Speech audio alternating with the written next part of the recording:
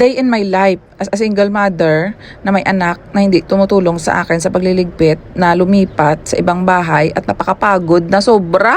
Samahan nyo nga ako. While yan muna, Manila to Dubai package ng Pinas Tourism, pwede mo pang itabi. Ang mura! 2 weeks na mula nung sinabi ko at nakita nyo naman sa social media ko dito na pinost ko na naglipat kami, pero ngayon ko lang talaga pinost ito. Paano? Ang dugay-dugay ko lumigpit dito sa may bahay. Ako lang kasi mag-isa. Buka kapoy man mo. Nabash pa ako ni Monica na ang dumi daw ng aking studio dito. Paano? Ako lang, mom. Dalawa lang ang kamay. Monica, kung pumunta ka sana dito, nauugot-ugot ako sa'yo. So yun nga, nakita nyo diba, kagigising ko lang, tapos nagayak-gayak ako ng konti. Siyempre sa umaga talaga umiinom talaga ako ng kape muna or warm water.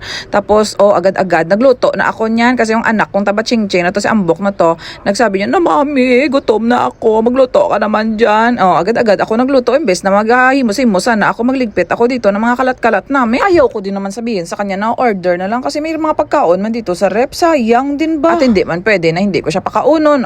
Niniwang siya mamaya. Pagpayat niya, baka ako pa sisihin ng tao. Bakit pumayat si Maika ba? Uy, bago pala yan, ito pala may i-share ako sa inyo. Alam nyo ba na frozen rice ang pinapakain ko kay Maika? Nire-reheat ko lang yan siya sa may microwave. Safe naman, microwavable naman yung nilagayan. I-search nyo na lang sa Google yung benefit ng frozen rice, ha? Huwag nyo na ako tanungin. So yun nga ha, niluto ko nito. Nakita nyo yung vlog ko noon, yung tokwa ba na may mayonnaise na ginawa ko. Yan yun. Pagkatapos ay nagprito na rin ako nito ng tuyo at saka daing at masarap. Ito ang favorito namin ni Maika. Mahilig kami sa tuyo. Dalawa ba? Pero hindi ba lang nag-comment sa akin ito since studio, di ba na di nakaseparate ang kitchen, open lang siya, hindi ba nangangamoy yung mga higaan daw namin, yung mga kumot, mga ganun. Hindi naman meron naman exhaust dito, binubuksan ko, at saka may bintana dito papunta sa balcony, binubuksan ko rin siya, pinapatay ko ang aircon. Tapos nagbubukor ako after. Ayan si Ambok, nagaantay na lang yan siya ng pagkain niya, gutom na daw siya. So yun nga, itong araw ko kapag kami pasok si Maika, kaya matagal ako magligpit-ligpit ng mga kalat-kalat namin dito na naglipat kami kasi syempre ako lang mag-isa.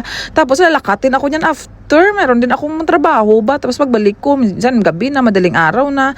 Kaya yun, kung ano lang kaya ko ligpitin yun eh. Yan palang kapatid ni Maika o si Sordi. Alam niyo ba sa OFW, mahirap maghanap ng pera. Pero isa sa mga struggles talaga at hirap ng mga OFW dito ang maglipat, lalo na pagka marami kang gabet. Bow! Kakapoy ka. Tapos wala pang lalaki sa buhay mo para magtulong sa'yo. Imagine nyo yung hirap ka. Tapos late-late mo lang ako, Monica. Tinunto ka talaga. Pero so far ngayon, after 2 weeks, medyo nag-okay-okay na. Abangan nyo sa mga susunod na mga vlog ko dahil i-reveal na natin ang itsura ng aking studio na to. Syempre, basta maligpit lang, okay na may higaan, may space kami na pagtulugan, okay na yun sa amin. Huwag kayo masyadong demanding na dapat ganito. Ay, karon, dukulan ko kayo, charis. Alam nyo ba, yung mga oras na to na umuwi si Maika, ito lang yung mga time na nagkakasama kami kasi after school niya uwi siya, ako naman aalis, tapos gabi na ako darating, siya tulog na. Dito nga natapos sa aming kain at ito, ligpit na naman ako. Until next time na naman, much love and God bless. Bye!